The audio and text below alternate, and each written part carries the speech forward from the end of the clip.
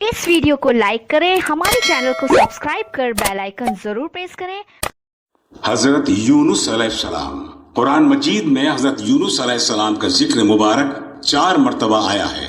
حضرت یونس علیہ السلام بنی اسرائیل کے نبیوں میں سے تھے، لیکن آپ کو عراق کے مشہور اور معروف شہر نینوا کے باشندوں کی ہدایت اور رہنمائی کے لیے مبعوث کیا گیا تھا۔ نینوا عاشورہ حکومت کا پایہ تخت اور موصل کا مرکزی شہر تھا۔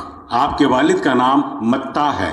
اہل کتاب یونس علیہ السلام کا نام یوناح اور ان کے والد کا نام امتی بتاتے ہیں۔ بظاہر یہ اختلاف سے لفظی ہے، عربی اور عبرانی زبان کے فرق سے نام میں یہ تبدیلی ہے۔ آپ کا زمانہ بعض مورخین کے مطابق اس وقت کا ہے جب ایران یعنی فارس میں طوائف الملوکی کا دور تھا۔ امام بخاری نے انبیاء علیہم السلام کی جو ترتیب ذکر کی ہے، اس میں یونس علیہ السلام کا ذکر حضرت موسیٰ و شعیب علیہ السلام کے بعد اور حضرت داؤد علیہ السلام سے پہلے کیا ہے۔ حضرت یونس علیہ السلام کی قوم کی تعداد 1 لاکھ سے زیادہ تھی۔ آپ اہل نینوا کو ایک عرصے تک تبلیغ فرماتے رہے، توحید کی دعوت دیتے رہے، لیکن انہوں نے اس حق کی دعوت کو قبول نہیں کیا اور گزشتہ قوموں کی طرح اپنے پیغمبر کی دعوت کا مذاق اڑاتے رہے۔ مسلسل ان کے انکار اور کفر پر اصرار کی وجہ سے یونس علیہ السلام ان سے ناراض ہو گئے اور تنگ آ کر ان کے لیے عذاب الہی کی بد دعا کی اور پھر وحی کا انتظار کیے بنا وہاں سے روانہ ہو گئے۔ دریائے فرات کے کنارے پہنچے تو ایک کشتی جانے کے لیے تیار کھڑی تھی۔ انہوں نے یونس علیہ السلام کو اس میں سوار کر لیا۔ کشتی چلنے لگی اور راستے میں طوفانی ہواؤں نے کشتی کو آ گھیرا اور کشتی طوفان کی وجہ سے ڈگمگانے لگی اور کشتی والوں کو اپنے ڈوبنے کا یقین ہونے لگا تو وہ لوگ اپنے عقیدے کے مطابق کہنے لگے، ایسا معلوم ہوتا ہے کہ کشتی میں کوئی غلام اپنے آقا سے بھاگا، جب تک اس کو کشتی سے نکالا نہ جائے بچنا مشکل ہے۔ یونس علیہ السلام نے یہ سنا تو انہیں احساس ہوا کہ اللہ کو میرا نینوا سے وحی کا انتظار کیے بغیر اس طرح چلا آنا پسند نہیں آیا اور یہ میری آزمائش کے آثار ہیں۔ یہ سوچ کر انہوں نے کشتی والوں سے کہا کہ وہ غلام میں ہی ہوں جو اپنے آقا سے بھاگا ہوا ہے، مجھے کشتی سے باہر پھینک دو۔ مگر کشتی والے اور ملاح انہیں جانتے تھے اور ان کی بزرگی اور پاک بازی کے معترف تھے، وہ اس کے لیے تیار نہ ہوئے اور آپس میں یہ طے کیا کہ قرآن اندازی کی جائے۔ چنانچہ 3 مرتبہ قرآن اندازی کی گئی اور ہر مرتبہ یونس علیہ السلام کے نام پر قرآن نکلا۔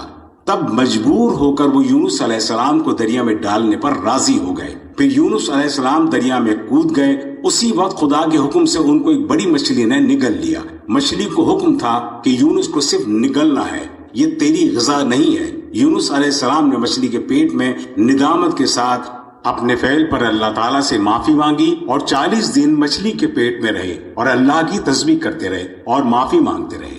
اللہ نے توبہ کو قبول فرمایا اور مچھلی نے اللہ کے حکم سے آپ کو ساحل کے پاس اگل دیا۔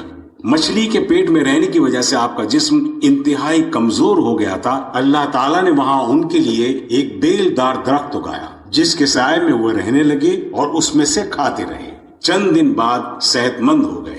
ادھر دوسری طرف یہ ہوا کہ یونس علیہ السلام کے نینوا سے جانے کے بعد ان کی قوم نے جب عذاب کے کچھ آثار دیکھے اور یونس علیہ السلام کی بستی چھوڑ کر چلے جانے سے انہیں عذاب کا یقین ہو گیا تو وہ بہت ڈر گئے اور یونس علیہ السلام کو تلاش کرنے لگے تاکہ ان کے ہاتھ پر مسلمان ہو جائیں۔ لیکن جب یونس علیہ السلام انہیں نہیں ملے تو وہ سب جمع ہو کر میدان میں نکلے اور انتہائی ندامت کے ساتھ اللہ سے توبہ و استغفار کی اور کہا کہ اے اللہ، یونس علیہ السلام جو تیرا پیغام ہمارے پاس لائے، ہم اس پر ایمان لاتے ہیں۔ اللہ تعالیٰ نے ان کی توبہ قبول کی اور ان کو دولت ایمانی سے نوازا اور عذاب ان سے دور ہو گیا۔ یہی وہ واحد قوم ہے جس پر عذاب آنے کے بعد استغفار کی وجہ سے واپس ٹل گیا۔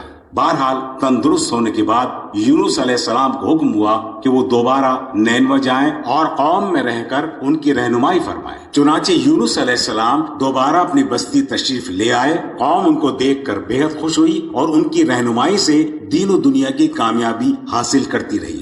یونس علیہ السلام کی وفات نینوا میں ہی ہوئی اور وہیں آپ کی قبر ہے۔